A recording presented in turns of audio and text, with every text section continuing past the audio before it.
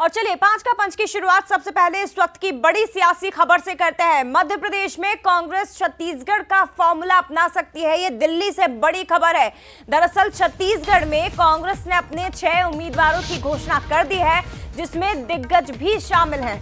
पूर्व सीएम भूपेश बघेल और पूर्व गृह मंत्री ताम्रध्वज साहू को अलग अलग लोकसभा क्षेत्रों से टिकट दिया गया है। लेकिन इसी तरह मध्य प्रदेश से भी खबरें निकल कर आ रही है कि छत्तीसगढ़ की तर्ज पर कांग्रेस एमपी में भी दिग्गजों को सांसदी का चुनाव लड़वा सकती है। ये बड़ी खबर है। पूर्व मुख्यमंत्री दिग्विजय सिंह को चुनाव लड़वाया जा सकता है, यानी कि एक बार फिर से आपको दिग्विजय सिंह, अजय सिंह जैसे जो नेता हैं, जो दिग्गज हैं, वो मैदान में नजर आएंगे। इसके साथ ही अरुण यादव पर भी पार्टी दांव खेल सकती है।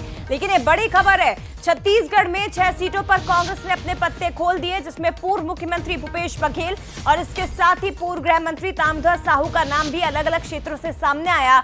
लेकिन ये साफ हो चुका है कि इसी तरह से मध्य प्रदेश में भी कांग्रेस दिग्गजों को मैदान में उतारेगी, जिसमें पूर्व मुख्यमंत्री दिग्विजय सिंह, अजय सिंह, अरुण यादव का नाम भी शामिल है। और इसके साथ ही और भी कई ऐसे बड़े नेता हैं, बड़े चेहरे हैं जो इस बार फिर से आपको मैदान में नजर आ सकते हैं। लेकिन ये बड़ी खबर है इस वक्त की, छत्तीसगढ़ की लिस्ट ने काफी कुछ मध्य प्रदेश को लेकर स्पष्ट कर दिया है। लेकिन इसी के साथ अब कांग्रेस की रणनीति समझनी बहुत जरूरी है कि आखिर किस रणनीति पर अब कांग्रेस काम कर रही है।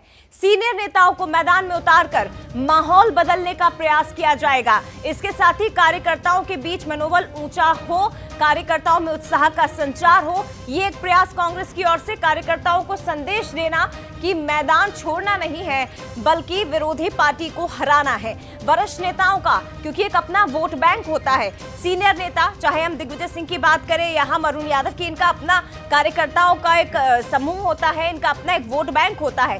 तो ऐसे में उन कार्यकर्ताओं में भी ऊर्जा का संचार करना और वोट बैंक को अपनी पार्टी की तरफ खींचना बहुत जरूरी है। ये कांग्रेस की रणनीति। सीधे रुक करते हैं, हमारे साथ एग्जीक्यूटिव एडिटर मनोज सैनी जी इस वक्त लाइव जुड़ गए।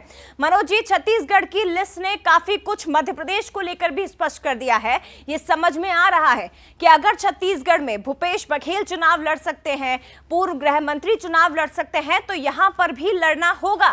कार्यकर्ता या फिर जो सीनियर नेता हैं वो तैयार रहे इसके लिए। देखिए, राहुल गांधी ने बिल्कुल साफ कह दिया है कि आपको चुनाव लड़ना पड़ेगा, चाहे कमलनाथ हो, दिग्विजय सिंह हो या कमलेश्वर पटेल हो या फिर अजय सिंह हो। उन्होंने साफ कहा वरिष्ठ नेताओं से मुलाकात के बाद कि आप क्यों चुनाव नहीं लड़ सकते, तो उनका इशारा तो सीधा है। लेकिन मध्य प्रदेश और छत्तीसगढ़ में अंतर है जया। भारतीय जनता पार्टी लगातार मध्य प्रदेश में एक तरह से कहा जाए तो झटके पर झटके दिए जा रही। कांग्रेस का मनोबल टूटा हुआ है और टूटता जा रहा है। कार्यकर्ता क्या करेगा जब उसका नेता ही नहीं रहेगा।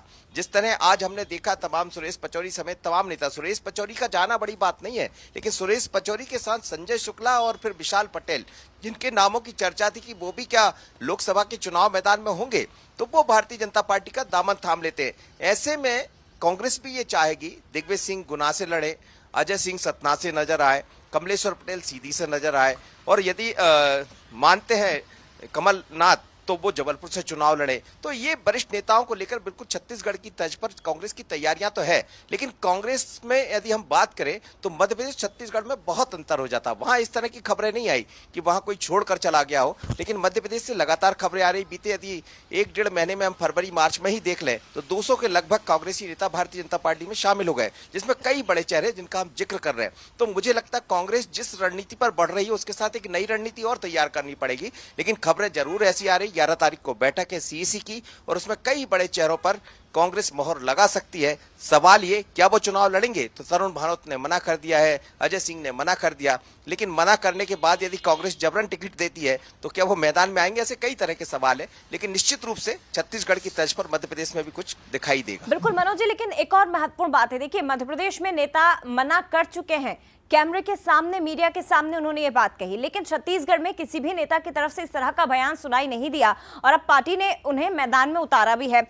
मध्य प्रदेश की अगर हम बात करें तो यहाँ पर यह भी प्रमुख बात है कि कुछ नेता मना कर चुके हैं, अगर उन्हें मैदान में उतारा जाता है तो बेमन से शायद वो चुनाव लड़ें। अब ऐसे में कार्यकर्ता जो कहीं ना कहीं मोरल डाउन जिनका हो चुका है, क्योंकि उनके ही कई नेता पार्टी छोड़कर जा रहे हैं, ऐसे में अपनी फौज कांग्रेस कैसे तैयार करेगी? अगर नेताओं को उतारा जाता है तो कार्यकर्ताओं में कैसे ऊर्जा का संचार होगा जब नेता ही तैयार नहीं है? तो बिल्कुल, मैं यही आपसे कह रहा था, और ये बड़ी मुश्किल है इस समय। कई बार होता है, ये दौर एक बीजेपी का भी रहा, ये दौर कांग्रेस का है, लेकिन बड़ा बुरा दौर चल रहा है एक तरह से कहा जाए, जिस तरह की स्थितियां बनी हुई है। क्योंकि नए चेहरों का जाना, मैंने आपसे कहा संजय और विशाल का जाना, ये बताता है कई ऐसे नए चेहरे, अब अंदर से मनोबल टूटता जा रहा। आज भी कई कांग्रेसी नेताओं के मेरे पास फोन आए, उन्होंने पूछा क्या कुछ और है, तो हमने कहा बीडी शर्मा तो यही कह रहे थे कि इंतजार कीजिए। तो निश्चित रूप से इस समय मनोबल बढ़ाना सबसे बड़ी चुनौती है कांग्रेस के सामने, और ऐसे में कार्यकर्ता कैसे साथ आएगा ये भी बड़ी चुनौती है। और इसीलिए कांग्रेस चाहती है कि कमलनाथ, दिग्विजय सिंह, जिनका अपना एक वोट बैंक है, जिनका अपना नेताओं का एक हुजूम है, वो यदि आ जाते हैं तो थोड़ी राह आसान हो जाएगी, एक चुनौती दे पाएगी। बिल्कुल, और देखिए नेताओं को उतारना कांग्रेस की रणनीति हो सकती है, लेकिन कांग्रेस के लिए यह भी बहुत जरूरी है कि पहले वो अपने कुनबे को संभाले। अभी तक जो गए वो गए, लेकिन जो जाने की तैयारी में है उन्हें कम से कम संभाला जा सके, ताकि इस बार कड़ी चुनौती कम से कम बीजेपी को मध्य प्रदेश से तो मिले। फिलहाल शुक्रिया आपका मनोज जी, तमाम बातचीत के लिए, तमाम जानकारी साझा करने के लिए। और इसी के साथ आगे बढ़ते हुए बात